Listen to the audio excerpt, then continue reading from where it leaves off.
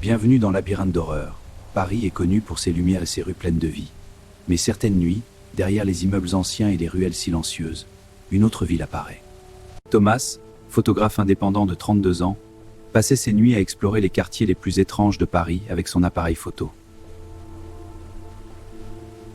Il adorait photographier les immeubles abandonnés, les stations de métro désertes et les passages oubliés.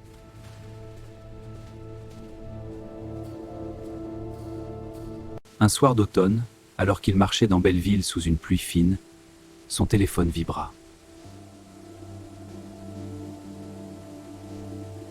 Le message ne contenait qu'une seule phrase. « Si tu veux voir le vrai visage de Paris, rends-toi au 17 rue des Trois Couronnes à minuit.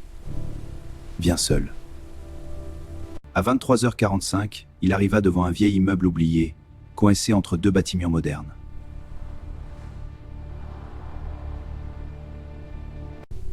Une faible lumière vacillait derrière une fenêtre du 4e étage.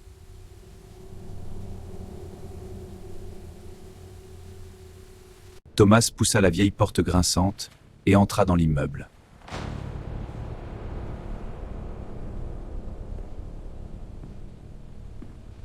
À l'intérieur, l'air était froid, humide et chargé d'une odeur de moisissure.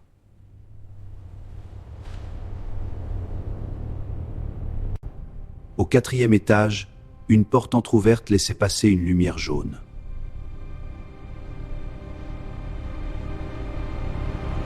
Thomas entra lentement dans l'appartement.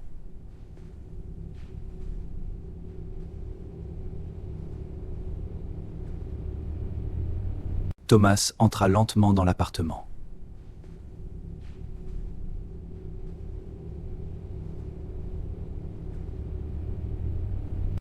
Les meubles étaient recouverts de poussière.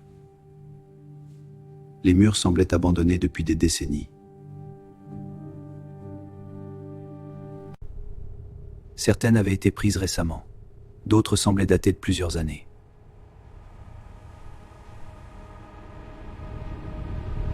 Puis Thomas remarqua une photo jaunie montrant un enfant qui lui ressemblait parfaitement devant ce même immeuble.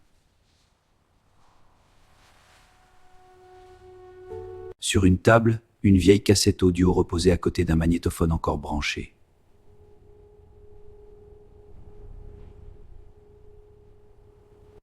Lorsqu'il appuya sur lecture, une voix grave remplit lentement la pièce.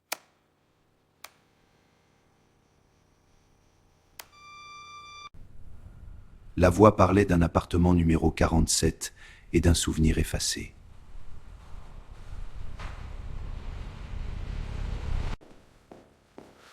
Soudain, la porte de l'appartement claqua violemment derrière lui.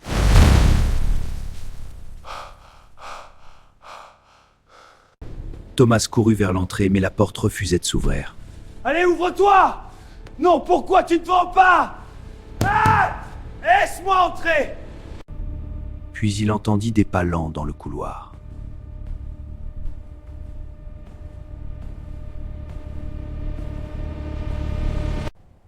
Une femme maigre, vêtue d'une robe sombre, le regardait sans bouger.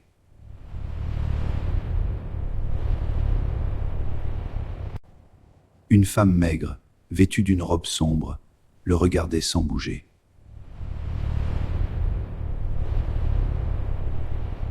Dans le miroir, elle pointait lentement le doigt vers le sol.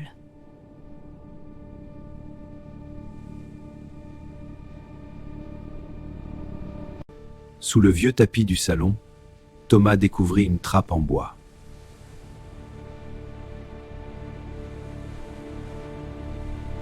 Bienvenue dans Labyrinthe d'horreur. Paris est connu pour ses lumières et ses rues pleines de vie. Mais certaines nuits, derrière les immeubles anciens et les ruelles silencieuses, une autre ville apparaît. Les murs étaient recouverts de symboles étranges et de phrases écrites en noir.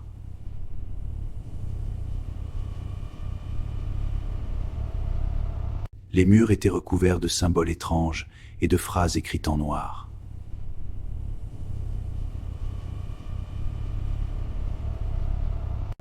Au fond d'une pièce, Thomas découvrit des dizaines de dossiers sur des disparitions anciennes.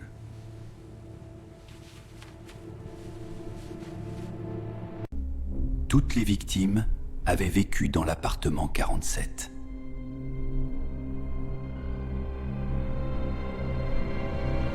Puis Thomas trouva une photo prise quelques heures plus tôt devant l'entrée de l'immeuble.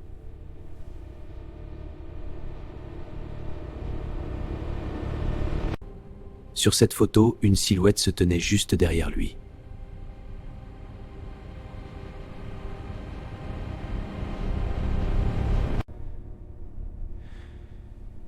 Tu n'aurais jamais dû revenir.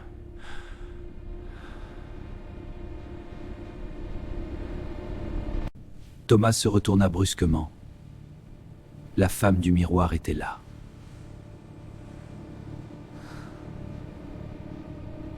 Cette fois, il pouvait voir son visage. C'était celui de sa mère.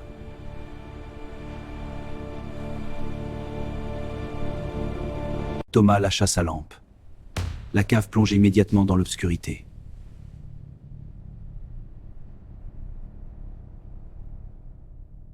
Le lendemain matin, la police retrouva l'immeuble complètement vide.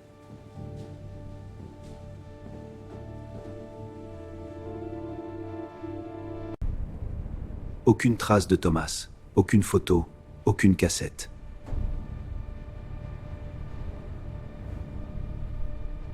Quelques jours plus tard, un nouveau message apparut sur Internet.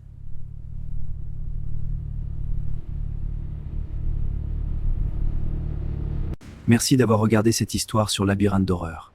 Si tu as aimé cette vidéo, laisse un like, abonne-toi et raconte en commentaire ce que tu aurais fait à la place de Thomas.